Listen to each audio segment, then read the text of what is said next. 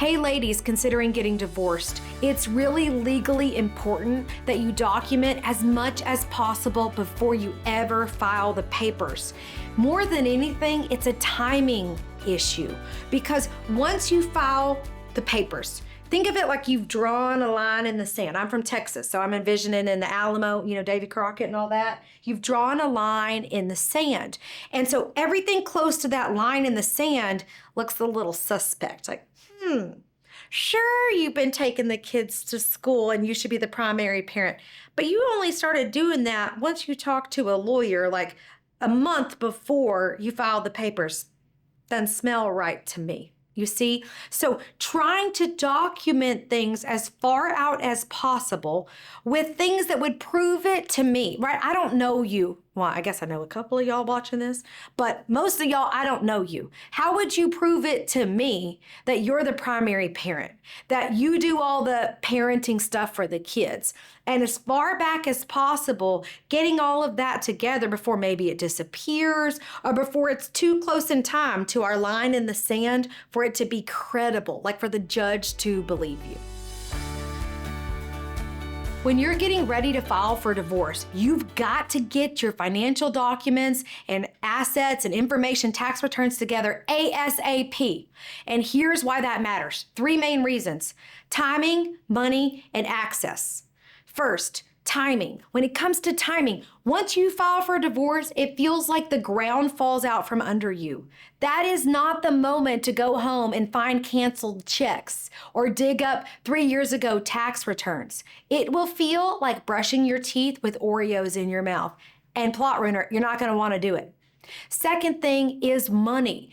Finding the documents ahead of time and getting them very organized in a structure that makes sense can save you so much more money in legal fees because you deliver those to your team in the future without them having to coach you through it, figure out what to do. You may save thousands, if not even tens of thousands in dollars in that process.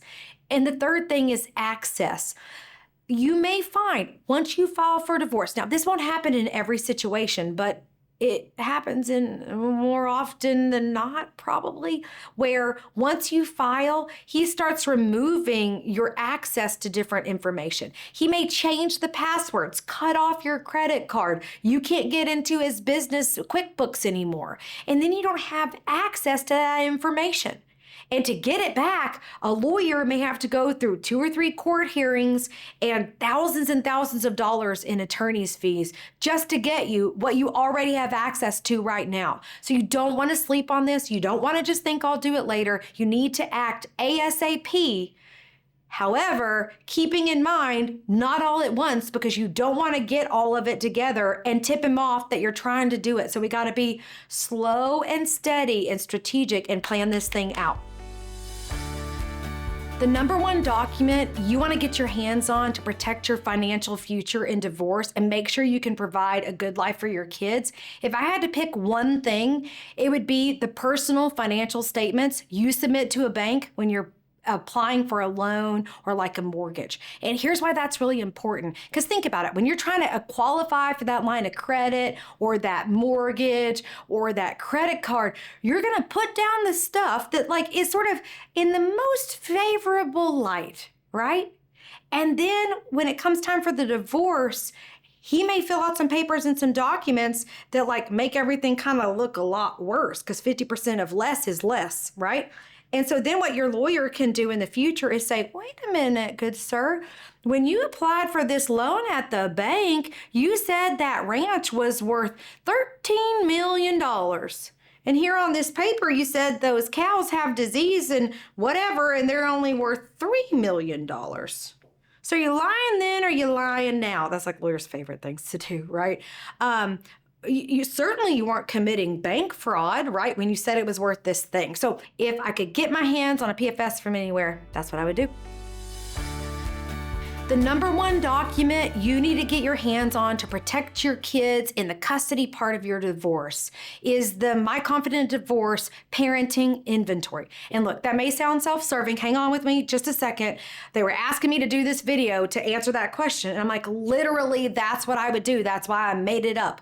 Because I think as women, often we're not honest with ourselves about how we're showing up as a parent. And so what we do in the parenting inventory is walk you through all the different areas of your life and ask you to take a real honest, clear, maybe difficult look at how you're showing up. So that then, look, you don't have to be mean to yourself about it. You don't have to be judgy to yourself about it. It just is. It's a fact.